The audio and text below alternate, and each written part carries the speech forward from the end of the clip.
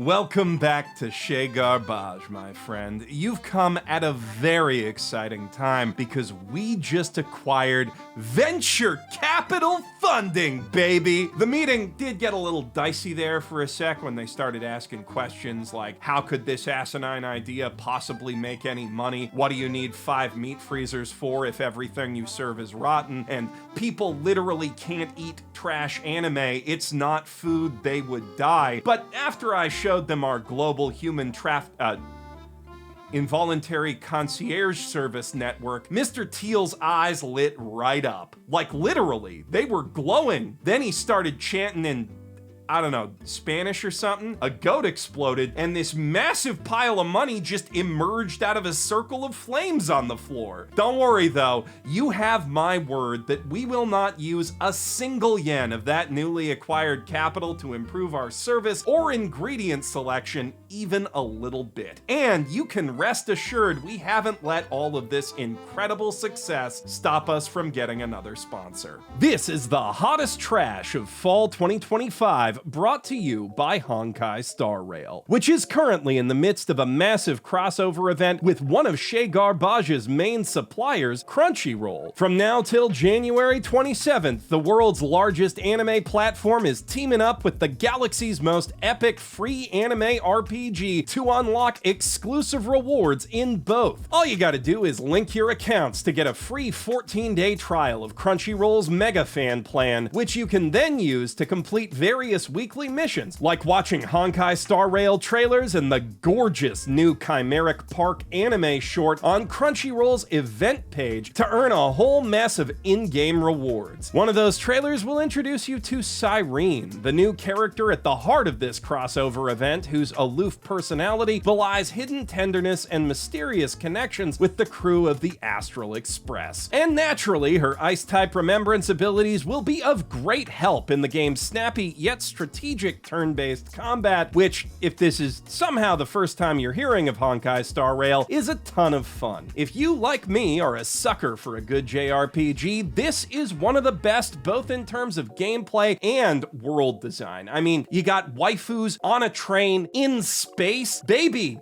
That's a special interest triple threat. And it's free to play on basically everything, including whatever thing you're watching this on right now, unless it's a smart TV. So what are you waiting for? Scan my QR code or click the link in the doobly-doo to download Honkai Star Rail, connect your account to Crunchyroll, and start playing today. As always, we'll be starting the night off with a nice, light trash-patizer that I think has a little bit of something for everyone. For the ladies, a whole load of shirtless hunks, and for the laddies, enough video game references to keep you going until the lo-fi vibe of an ED kicks in.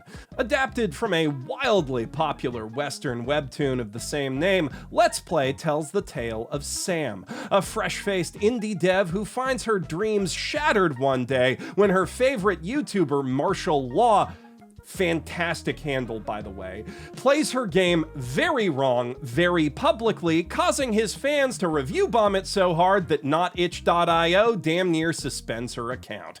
Then, to make matters worse, the e-celeb jerk moves into the apartment next door. And to make them even worse than that, oh no, he's hot! It's an inherently compelling romantic conundrum straight out of You Got Mail. There's someone you really want to bang, but also they're low-key ruining your life. A simple, effective, dramatic setup that's only slightly undercut by the fact that Marshall isn't actually ruining Sam's life at all. Sure, for most people, having the game you spent years making between classes and shifts at your shitty soul-crushing office job buried by one lazy live stream would be a life ruiner, but most people aren't being groomed to inherit their shitty soul-crushing office from their cajillionaire CEO father, which kinda sucks all of the tension out of that particular storyline. Luckily, Let's Play has 2 more stories to juggle, with this cute coffee shop boy named Link who's been crushing on Sam ever since she was a sick little kid stuck in the hospital where his dad died, and the Diet 50 Shades thing she's got going on with her shitty, soul-crushing office manager, Charles, who also happens to know Marshall from the fencing classes that he stopped taking because his rich CEO father was crushing his artistic dreams and making him all depressed and shit. So, I guess no one's actually got any kind of financial stake in the core conflict of this anime. But you know what they do got? Rippling abs and huge honkers, which at the end of the day is all you really need in a mildly spicy soap opera like this. I'm giving it 2 novelty trash baskets of garlic bread. Now, I do understand that for some of you that's just not gonna be gamery enough, no matter how gamery it is, so we've also set aside a generic RPG fantasy trashpetizer for those with romance-sensitive palates, which for once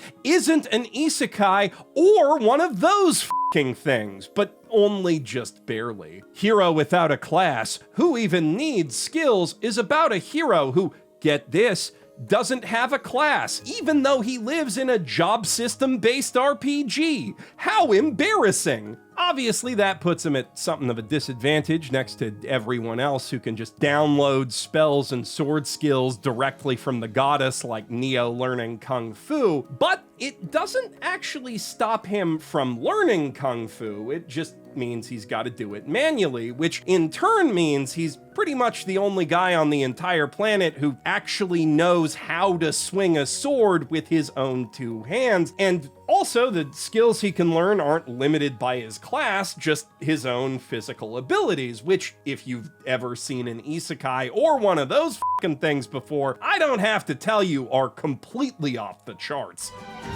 間違いない。あれは最上級職の剣気だけが使えるという攻防一体のスキル剣舞。剣気といえば女性だけの職業のはず。なぜ彼が Likewise, I don't have to tell you that literally every woman he meets immediately drops her panties for him, especially his little sister, though it is worth noting that most of the waifus in this anime are unusually psychotic about it. Again, especially his little sister, but especially the daughter of the only guild master willing to take a chance on his classless ass, who keeps trying to jump into bed with him and trick him into marrying her, even though all he wants to do is ogle the gazongas on his tomboy childhood friend. That makes for a pretty fun gag for like 5 minutes, which the anime drags out for several hours. This one gets 1 basket of incredibly stale garlic bread, which looks pretty much exactly like the other garlic bread, but not because I embezzled most of our art budget and we're trying to stretch the assets as much as we can or anything like that. That's just what stale bread looks like. There's nothing I can do about what stale bread looks like, right? Don't worry though, we whipped up an entirely new kind of bread to rate our final trashpetizer option / first excuse to plug the uncensored Patreon cut of this menu. Hands off Sawaranai Kotesashi-kun. A love Hina-like about a guy who becomes the caretaker of an all-female dorm at a high school for athletic prodigies as part of his quest to follow in his parents' footsteps and become the best sports masseuse to ever live. But to make that dream come true, he's gonna have to not get fired first, which is easier said than done when his magic hands cause any woman he massages to make perfectly normal Food Wars eating noises, the intended effect of which for the presumably horny viewer is only slightly compromised by the accompanying slideshow of Picasso-esque sex homunculi that really make you appreciate the relative animation quality of One Punch Man Season 3. If you're not watching this on Patreon, you're just gonna have to trust that was a real sick burn. In theory, this one's for the gooners, but in practice, it's more the kind of anime you put on because if your dad's ever gonna finally walk back in with those cigarettes, it's gonna be in the middle of this shit. I'm giving hands off 4 baskets of our brand new, finely grated jalapeno baguettes. What? Oh, I see. That's a little too spicy for a trash appetizer. Okay, we'll start the main menu off with a nice chill isekai to balance that out. A wild last boss appeared. The story of elite MMO gamer who managed to take over the entire virtual world before losing it all in an epic final battle with his former companions. Soon after, he finds himself summoned back into the game world some 200 years later as his own OP waifu avatar, Lufas the Black-Winged Overlord, and sets out in the guise of an anonymous adventurer on a quest to reunite her scattered army and save the world that she once conquered. If that premise sounds familiar to you, hey, me too. After literally one episode, I was calling this thing Overlord at home, but the deeper in I get, the more I'm starting to think that Overlord might actually be this at home. Instead of just being a spooky, scary skeleton man who showed up out of nowhere to do evil shit one day, Lufas has deep ties to her world's history that make her return a massive geopolitical deal, which in turn make it make sense that she'd want to hide her identity just to not deal with all of that shit. And in an interesting wrinkle, this isn't quite the game world that Protag-kun remembers. Rather, it's the official canonized novelization of the EVE Online style emergent narrative that he and his friends created together, which he hasn't actually read because he got Isekai'd right after doing it. So the avatar he's inhabiting has her own personality, memories, and relationships that he discovers alongside the viewer, and which may or may not be overwriting parts of him. As for his own relationships with the 7 heroes that defeated Lufas, their in-game actions loom just as large over the world as hers, especially their failure to defeat the Demon King after fighting her, which some of them are still living with the consequences of. But only their characters, not the players themselves. So Lufas's goofy road trip to get the evil army back together in a magic talking RV is persistently underscored by a subtle melancholy that she is, in a sense, utterly alone in this world. The original author and the animators of this adaptation both clearly care deeply not just for the big epic battle stuff, but the low-key character moments that give this story its soul. To be clear though, those big battles are epic and fun as too. 200年経っても甘い癖は変わらずか。よし、ヨガ抱きしめてやろう。そら。And despite how arty I'm making it sound, this show's also got more than enough obligatory hot spring action with smooth jazz and gender stuff to earn itself a trio of golden dumpsters. And if every new party member ends up being as fun and memorable as Libra the sassy android, Ares the femboy sheep, and Dina the sentient piece of in-game furniture from Lufas's old throne room have proven to be, I might even have to bump it up to a 4 before the season's out. If Overlord at home is what you're craving, though, you're not in luck, because all we have is My Gift level 9,999 unlimited gacha, backstabbed in a backwater dungeon, I'm out for revenge, which, believe it or not, is the short version of the full title, Backstabbed in a Backwater Dungeon, My Trusted Companions Tried to Kill Me, but thanks to my gift of an unlimited gacha, I got level 9,999 friends and am out for revenge on my former party and the world. Which, as the title directly states, is a dark fantasy edgefest that gets even edgier than most of these f***ing things by saying, hey bullies, it doesn't matter if you don't come to school, the Adventurers Guild tomorrow, because I'm declaring war on the entire planet, and not just any kind of war. Come on, Bill! Raise more!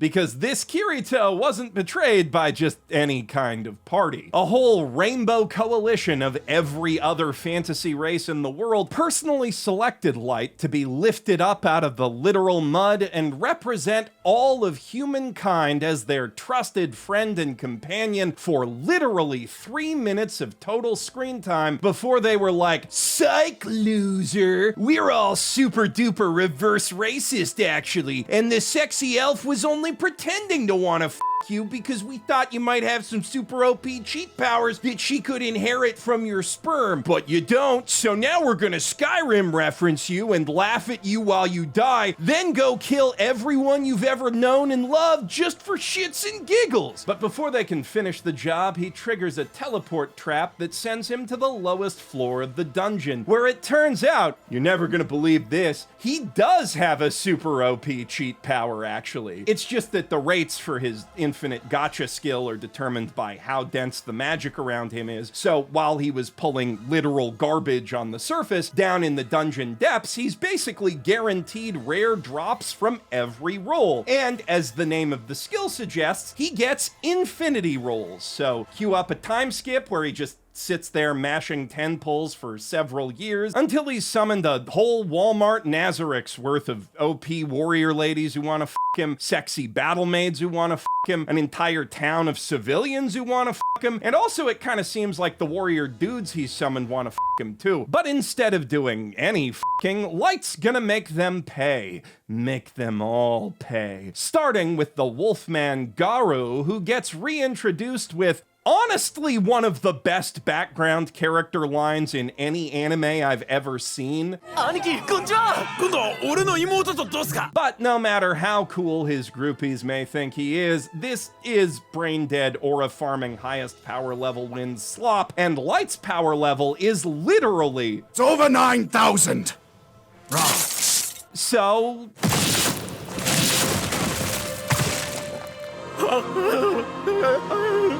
yeah.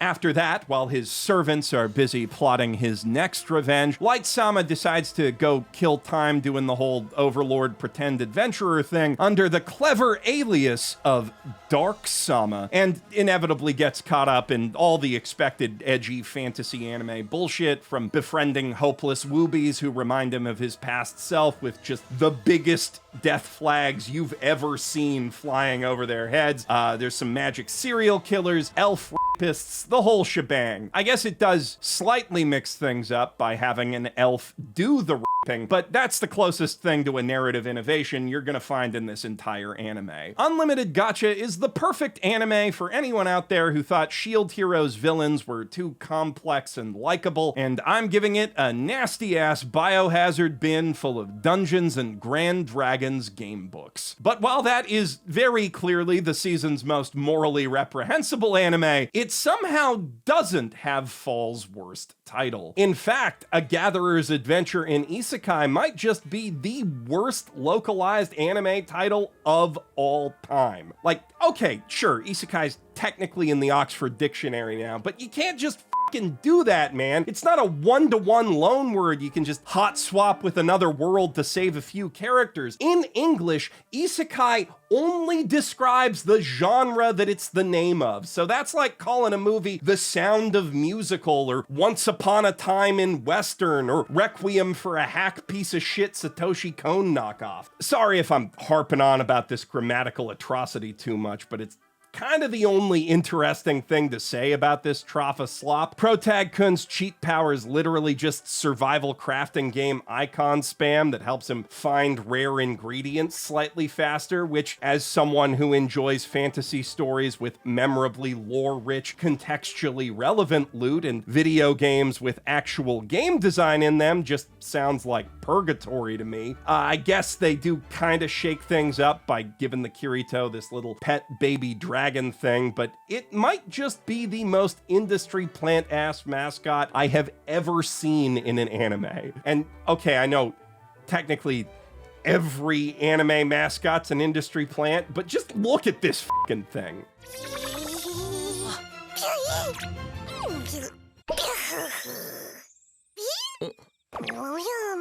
And other than that, it's just the same old isekai shit you've seen a million times before. Monsters, magic, dungeons, adventurers, guilds, elf tits, all that jazz. I suppose it is also notable they stapled those elf tits to Asmon Gold.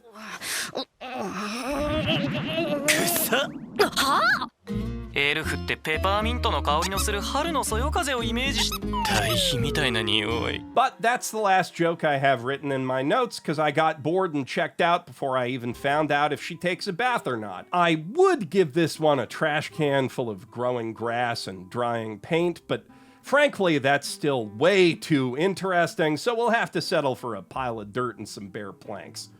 And while we're at it, I think I'm gonna have to dig up a second pile for Dad's a hero, Mom's a spirit, I'm a reincarnator, because okay, look, just imagine that you've been reincarnated as the child of a legendary hero and the queen of spirits, born with the ability to spontaneously generate and alter matter on an atomic level at will. After a decade spent recuperating from his near-fatal final battle with the Demon King, your dad takes you on a trip back to his hometown to check up on things and acclimate his new magical body to reality, only to be met with a populace struggling under unexpected economic burdens and yearning for his return. What is the first thing that you'd want to do with your cool powers and badass dad? No, seriously, take a second to think about it. Any answer's valid. I just want to see where your imagination runs with that setup. Because I am willing to bet not a single solitary person in this entire restaurant said, spend an entire episode helping my uncle divorce his fat bitch wife. 婚姻できないこととします。嘘よ！待ちなさい！私がロベル様と一緒になれないなんて！助けて！ロベル様！ It really just puts an awful taste in my mouth, and not the kind you come to Chez Garbage for. Like, here you are, indulging yourself in some wholesome magical girl dad vibes, fantasizing about conjuring diamond rings from thin air, then in stomps this ridiculous caricature straight out of a Reddit creative writing exercise with a design so viciously unflattering it'd make the Little Britain costume department say, bit on the nose, innit? And when I say stomps, I mean every step she takes sounds like f***ing Godzilla's coming.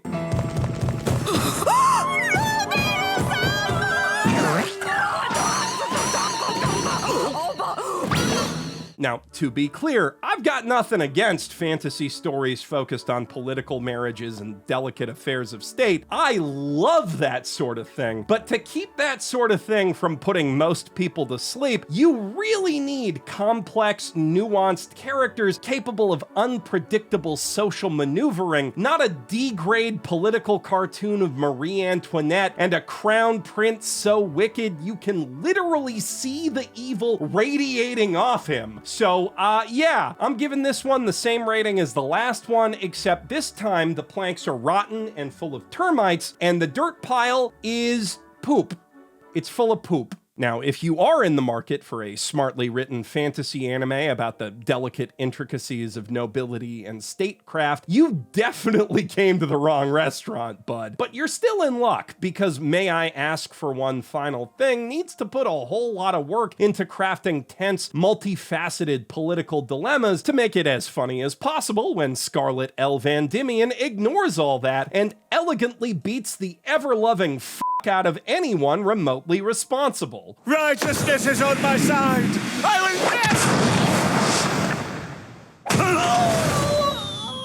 will If struck hard enough, even the plumpest pigs can fly.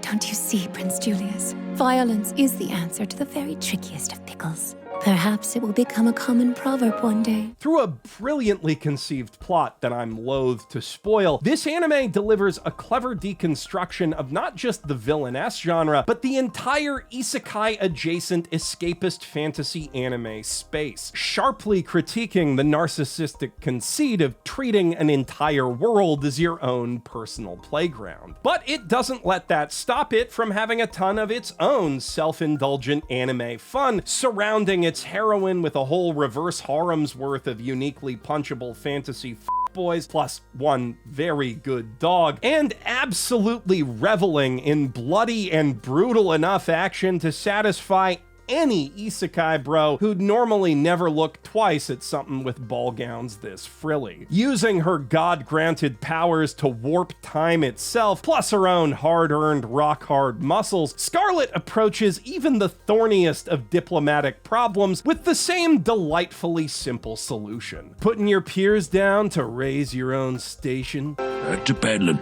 Exploiting the downtrodden to enrich yourself. That's a paddlin'.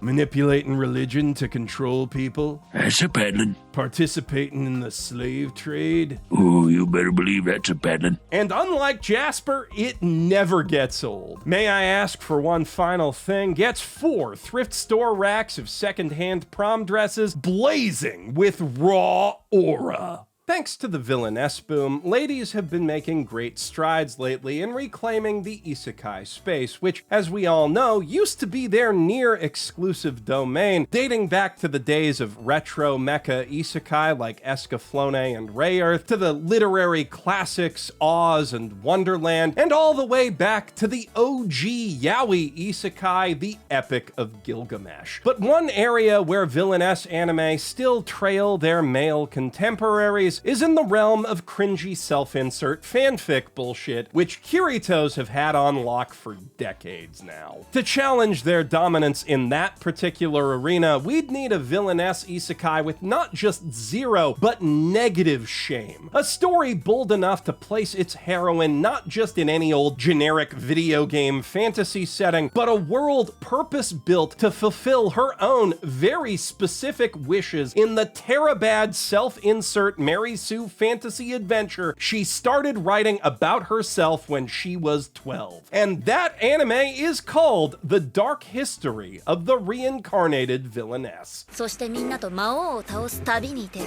それが宿命。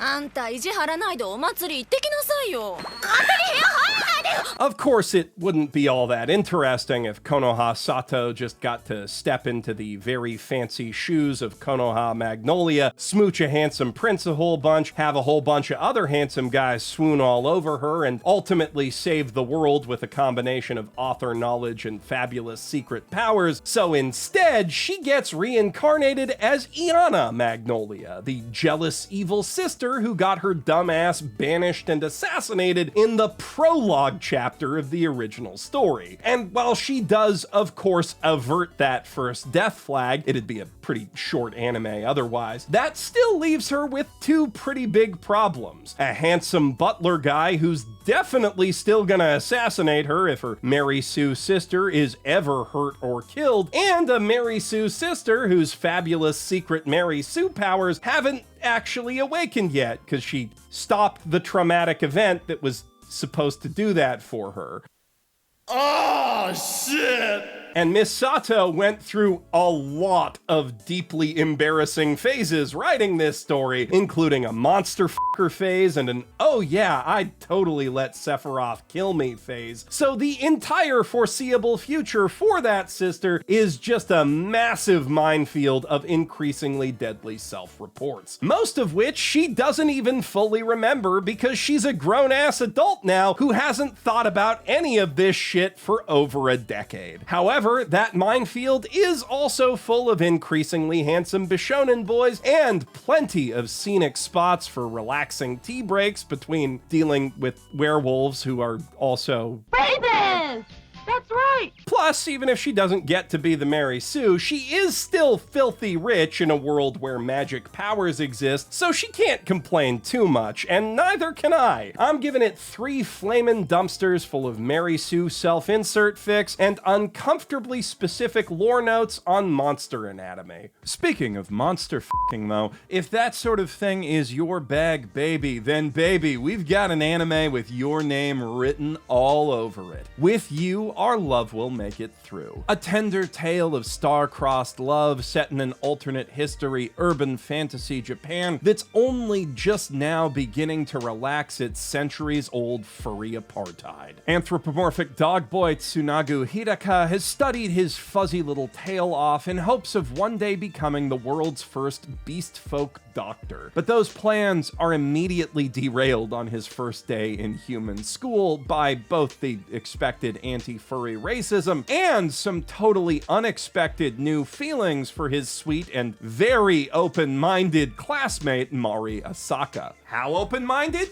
This meme sums it up better than I ever could. One minute, this show will be puttering along like your typical cute, fluffy shoujo romance, emphasis on the fluff. The next... なんで急に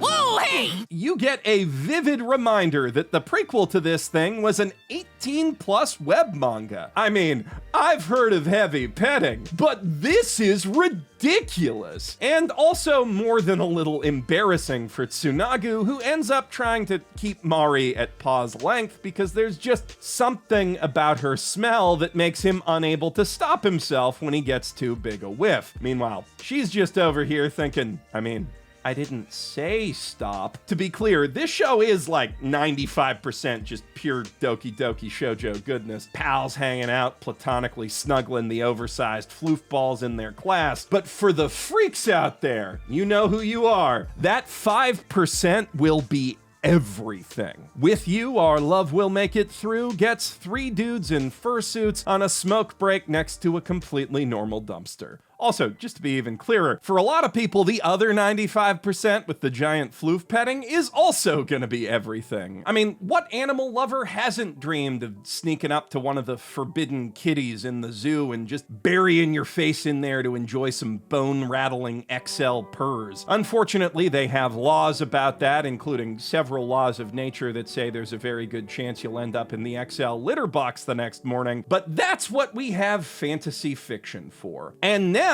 there's finally an isekai with the courage to look beyond your typical dungeons and elf tits wish fulfillment to give the people what we really want. 素晴らしい手触りだ。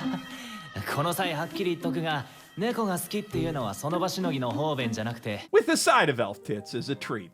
Gorgeous ones, I might add, thanks to the talented artists at Sunrise who've brought not just the elves and their tits, but the entire world of my status as an assassin obviously exceeds the heroes to life in a vividly shaded art style that evokes the atmosphere of classic fantasy OVAs with modern design sensibilities. It's a real treat for the eyes that helps to sell both the giant kitty cuddling fantasy and the more traditional power type one. 影魔法起動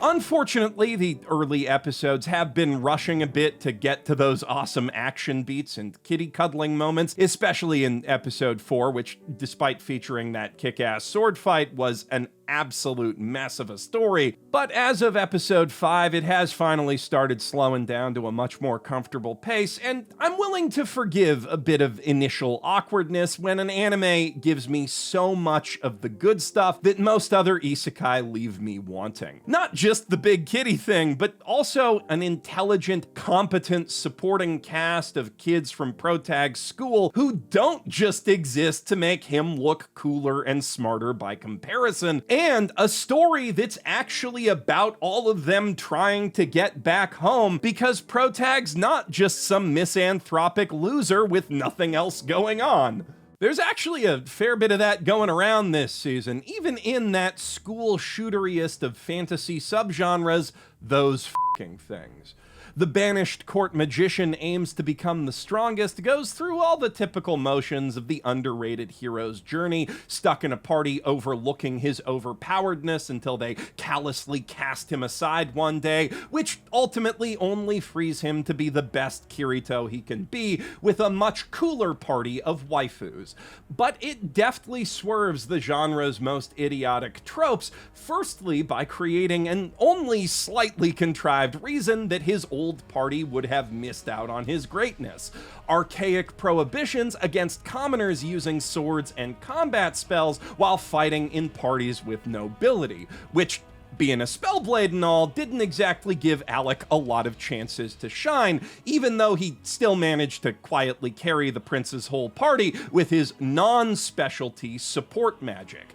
What's more, while that prince does throw the expected hissy fit and rage about Alec sabotaging him after his squad starts sucking, アレク・ユグレットクビになった腹いせに僕に呪いをかけやがったな卑怯な平民め he eventually reflects and realizes that he, his father, and indeed their entire social class may in fact have f***ed up royally by looking down on Alec and everyone else born without a silver spoon in their mouth. Is that potential for character growth from the Arc 1 villain in one of these f***ing things? Will the wonders never cease? More importantly, Alec himself and the whole party of old friends that he joins up with on his quest to become the strongest have a real great friend dynamic going, not just with the waifus, but also a male friend who is as cool as Protag-kun. It's a party full of big egos and contrasting personalities with a penchant for giving each other shit, lovingly, but also a deep ride-or-die bro bond where they always have each other's backs. If this anime were, say, a Tales of game, you better believe I'd be watching every last party skit that pops up, and maybe even looking up a guide to trigger the hidden ones. Most JRPGs wish they had character writing this good.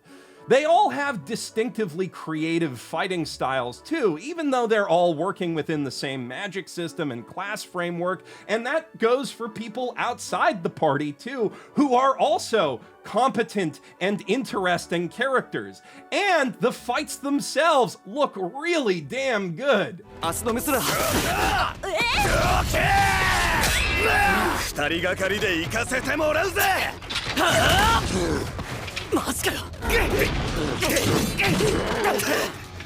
All in all, this might just be the single best one of these f***ing things ever made, which, I mean, the bar is somewhere around the Marianas Trench, but still, I'm giving this one and Ass Stats 3 wastebaskets each, full of all the Kleenex boxes they didn't use to constantly wank off their respective Kiritos, and then 2 more dumpsters full of all the Kleenex they did still go through. Dusk Beyond the End of the World got off to an amazing start, with the 10 out of 10 banger first episode that thrusts its man-at-a-time hero right into the conflict at the heart of its lushly fascinating post-apocalyptic dystopia, all while introducing one of the most breathtakingly beautiful battle waifus in recent memory, boasting mathematically perfect absolute territory and armed literally with an even breathtakinger giant f***off laser.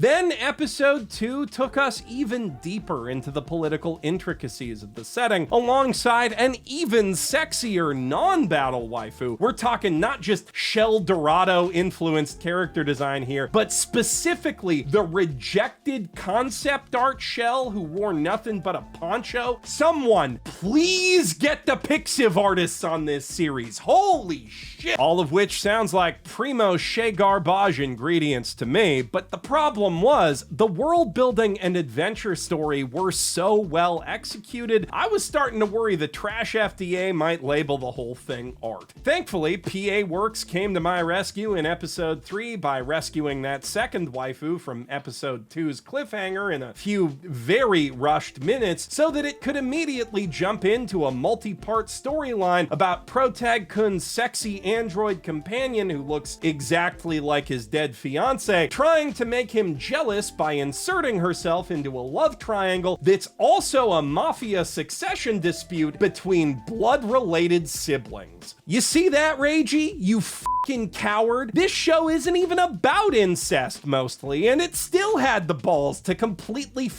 up its tone and atmosphere with the real thing.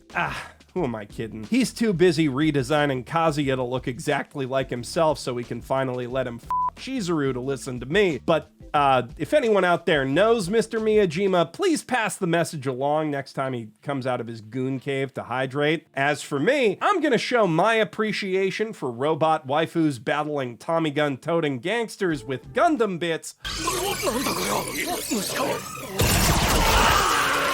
by giving Dusk Beyond the End of the World 3 golden dumpsters. Though my colleagues in the Mother's Basement restaurant group's fine dining department may need to reconsider their recommendation if the show spends any more of its scant 12 episodes on this sort of delightfully plot derailing anime bullshit. On that note, though, I do need to correct the record on some of their premature promises regarding Chitose is in the Ramune bottle, which I was very let down to learn is not the season's most beautifully animated piece of harem trash after all. In the bargain bin section of the latest ones to watch menu, we incorrectly labeled this stunning work of art as an ultra-pretentious My Teenage Rom-Com snafu clone that swaps Hachiman out for an insufferable popular kid who loves waxing poetic about himself about as much as he loves negging all the hotties who want to bang him. But that was tragically a clever ruse, playing into the story's core theme that some of the best people you'll ever meet make the worst first impressions by literally doing that to its own audience in a genius narrative flourish. This is the kind of bold move you can get away with in the early chapters of a light novel volume the reader's already paid for, but a pretty big gamble in an episodic anime that people might drop at any moment, especially one that takes a 4-episode test just to see that fully pay off. Even with production values this gorgeous, that is a mighty tough sell for anyone who's not dumpster diving for ingredients like I was when I watched it, but at least I can get some value out of my own immeasurable disappointment by letting anyone who accidentally wandered into the wrong restaurant know they missed a good one at our sister location.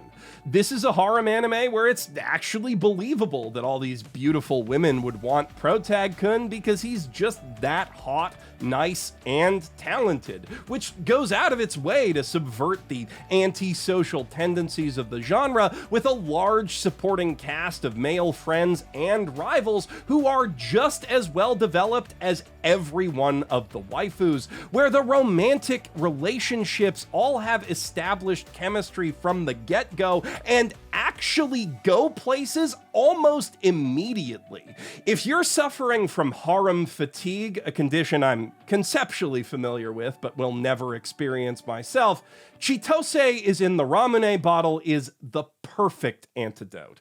So perfect that I cannot, in good conscience, give it a trash rating, but luckily we rom-com trash connoisseurs won't have to go without this fall, because my friend's little sister has it in for me is exactly the kind of navel-gazing, self-important, gratingly self-aware Oregairu-like slop Chitose had me expecting. With its charismatic yet unpopular male lead going around fixing mostly manic pixie Dream Girl classmates' lives using his immeasurable talents as Japan's youngest indie game producer. For that, you see, is the theme of the piece. A good producer helps people make the most of their potential. And, of course, the first people he does that for are the aforementioned friend, as well as his aforementioned little sister, who, once fixed, becomes about as manic as pixie dream girls get. 好きな子には意地悪してしまうものだ。少なくとも俺にとってそれは完全に嘘だった。いつもの意地悪だって遠くに行っちゃやだ。ずっとずっと仲良くしてほしい。なんちゃって期待しちゃいました。 Though it's not until the second arc of the anime that we actually see him fix her through a very clumsily framed flashback, because first the show's gotta set up all the other anime bullshit it's got going on, all of which is so wildly out of pocket. I'm genuinely baffled they're trying to sell this thing on the non-existent appeal of fucking TEMU Takagi-san over here, when its overly descriptive title could have just as easily been My Rich Uncle Won't Publish My Video Game Unless I Pretend to Date My Cousin, or I Found Out My Homeroom Teacher is an actual, literal pedophile, so I'm blackmailing her into making art for my indie studio.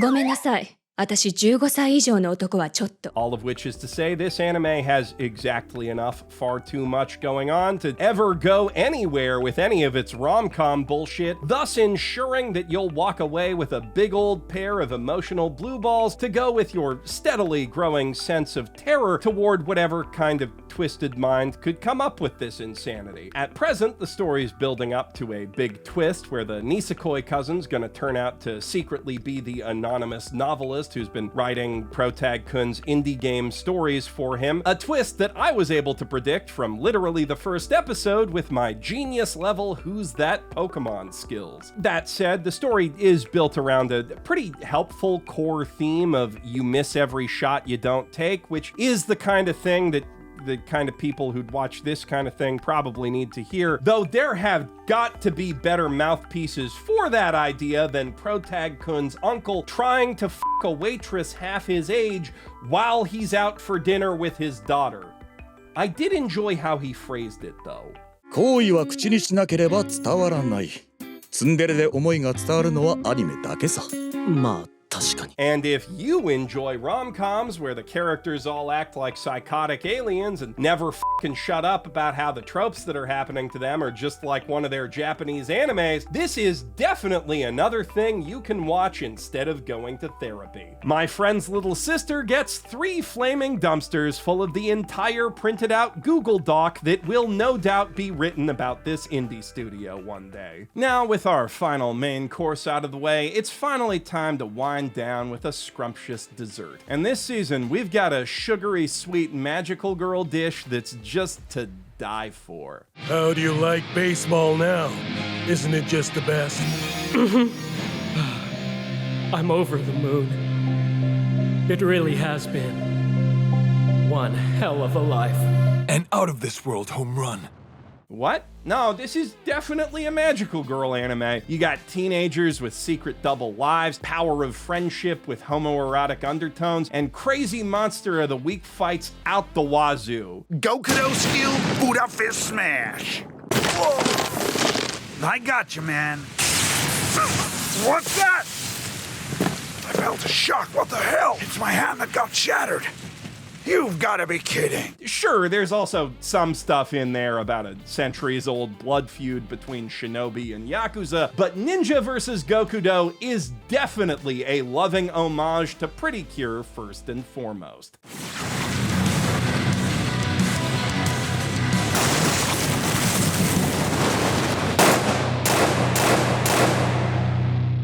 See that?